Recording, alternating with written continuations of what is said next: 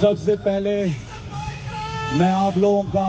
आप सबका, सारे जो लोग आए हुए हैं, आप सब के लिए आप सब मिलके भरपूर तालियां एक दूसरे को दें।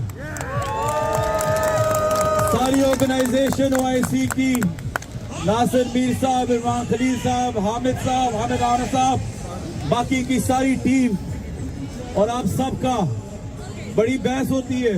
बड़ी डिस्कशन होती है यूके में कि किसके पीछे लोग आते हैं। मैंने बोला इमरान खान के पीछे लोग आते हैं, मेरे और आपके पीछे नहीं लोग आते। याद रखें, मैं चाहता हूं कि आज क्यों जरूरी था निकलना,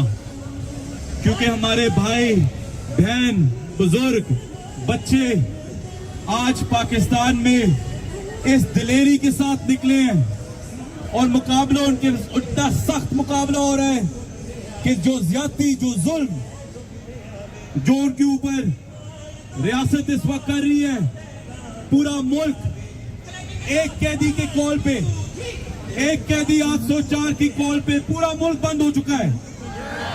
बात तो ये पूछने वाली है कि हमारा धरना, हमारा एक पीसफुल पुरअमन धरना आज भी है, कल भी होगा, परसों भी चलेगा।